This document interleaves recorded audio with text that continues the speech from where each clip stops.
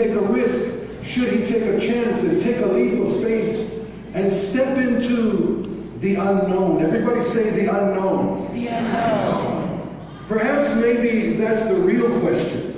Am I ready to live by faith, or would I rather be controlled by fear? See, the unknown can either be approached by faith, or we've talked about it, it can be approached by fear.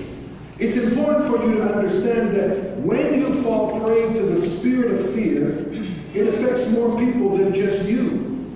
Fear does 3 terrible things. And you might want to write it down real quickly. Fear makes us defensive. It makes us defensive. When people point out our weaknesses, we retaliate and we defend ourselves. Number 2, fear keeps us distant. We don't want anyone coming close. We don't want people getting close, so what we do is we withdraw, we hide our emotions. The third thing that fear does is it makes us demanding. We want our way. It puts us in a place where we are very insecure. And the more we attempt to control things because we're afraid, we try to have the last word in every relationship, and we seek to dominate. That's what happens. So the question is tonight, when we step into the unknown, and the unknown can be anything, step into the unknown, are you going to be controlled by fear, or are you going to choose to walk in the spirit of faith? That's good. And so the opposite of fear is faith. So faith, on the other hand, means stepping out into the unknown when you don't know what's even in the unknown. You know, in the very first book of the Bible, Genesis chapter 12, some of you are familiar with that, there's an incredible story about Abram, who later became Abraham. But Abram, he lived in a particular village all his life, knew everyone in his village all his life, raised his family in the same village all his life, and he was pretty comfortable. But then the Bible says that God comes to Abram, and mind you, at this point, Abram was now 75 years of age. And God says, hey, I want you to leave your village, and I want you to go to this land that I'm going to show you. You know, God didn't even give Abram a lot of information of where he was going to go. God just said, Abraham, go, and I will lead you. And the Bible tells us that Abram didn't even question God. Didn't try to resist him, but the Bible tells us that Abram did what God asked him to do.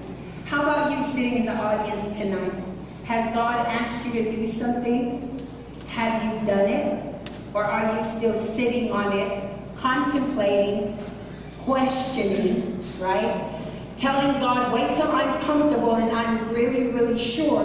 But here, Abraham emulates for us the kind of faith that we're supposed to have. God told him, go to a place that I'm going to show you. Didn't give him the name, didn't give any further instructions. Folks, can I suggest to you, that's faith. You know, so many of us, we think, babe, about, well, faith probably looks like this, or faith looks like that, but the Bible says that that's faith. Yeah. Faith requires a stepping into something. Faith doesn't sit around hoping for a break, right? Faith doesn't live in denial. Faith doesn't daydream about, oh, what it could be or what it should be. Faith moves into action, sometimes blindly. Faith gets to stepping. Faith decides to go for a walk. You know, babe, I love how Corrie ten Boom says it. You know, this Dutch watchmaker who later on became a writer described faith in this way. She said, faith is just like you purchasing a train ticket to go somewhere, and when that train goes through a tunnel and it gets dark, you don't throw away the ticket and jump off. You still sit and you trust the engineer. Wow. Yeah. Are you thinking? Yeah. The Bible says in 2 Corinthians 5, verse 7, we walk by faith and not by sight. That means we walk while looking with our